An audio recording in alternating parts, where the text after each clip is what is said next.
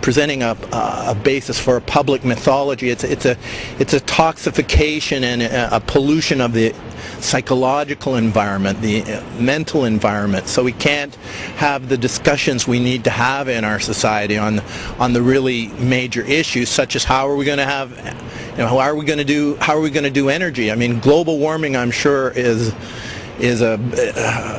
there's good cause to fear that and to rectify that. But when I compare what's going on in Fukushima, when I compare the dangers of these nuclear plants in California, which are also on fault lines, or on earthquake fault lines, which can expect tsunamis just like Fukushima could to follow the earthquakes.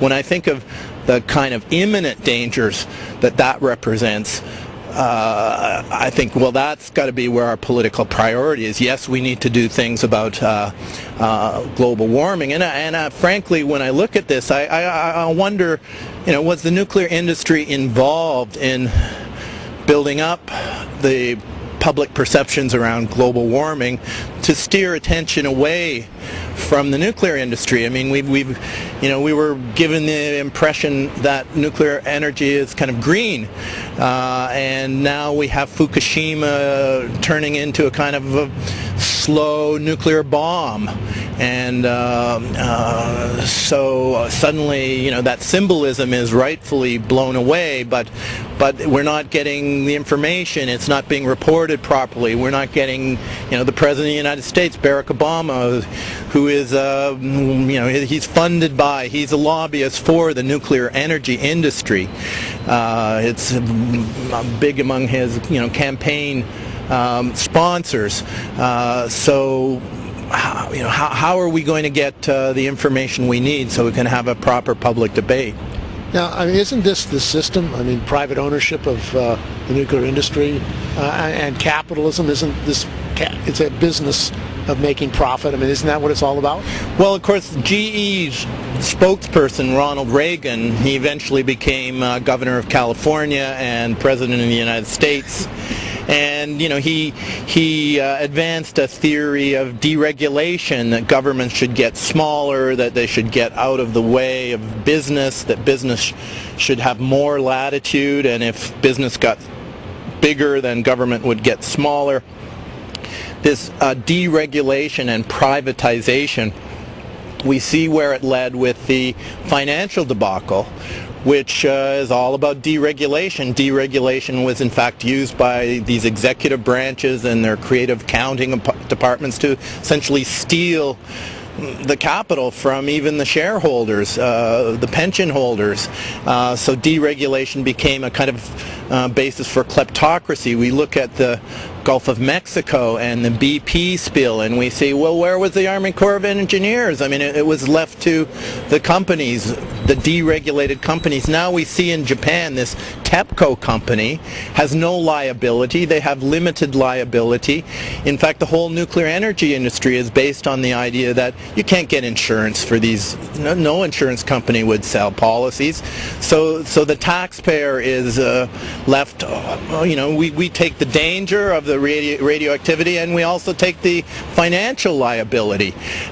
So this privatization and deregulation, I mean, when even nuclear plants are treated as if they're private for-profit operations, well, they couldn't be for-profit really if the true costs were there. If they actually had to buy insurance, what would the insurance rates be for these plants?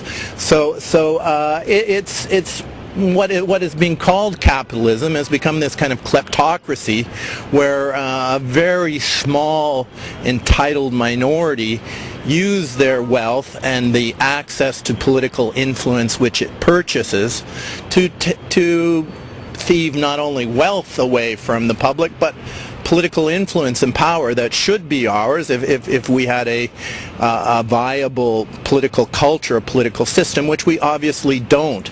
I mean, the two-party system has been demonstrated as bankrupt. What could have been a more dramatic shift, one would think, from Bush to Obama, and yet we see Obama carrying on in the military realm, in the financial realm, even increasing the severity and the radicalness, the right-wing radicalness of Bush policies, continuing the global war on terror and all the fraud and violations of law, domestic law, international law that it involves. So people have to find a way to somehow take back the power, and it's not going to be a simple matter of putting an X here or there on the ballot box. You know, people have to get much more involved in the responsibilities of citizenship and organizing, and this Fukushima matter, it's such a demonstration that, you know, the people who are supposed to be looking after us are not, and in fact are working contrary to the public interest and have to be held accountable. Fukushima, you know, to think that down the road there'll be a few individuals from TEPCO who might face criminal charges.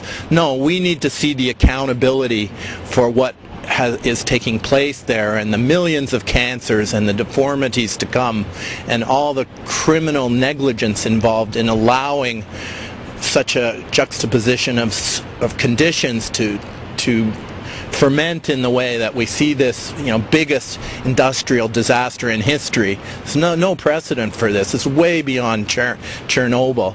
I could see that in early days and wrote it down. You know, we have no way to really know how severe this is going to be, but it's thrown us over the abyss in a way, and if we can't mobilize to say no more nukes, this industry is not viable. It doesn't make sense. This is a crazy way to boil water, which is essentially all that's happening. If we can't get a grasp here, we're going to just see more and more Fukushimas. It's inevitable, and one of the first places, you know, the most imperiled and endangered places is right here in California.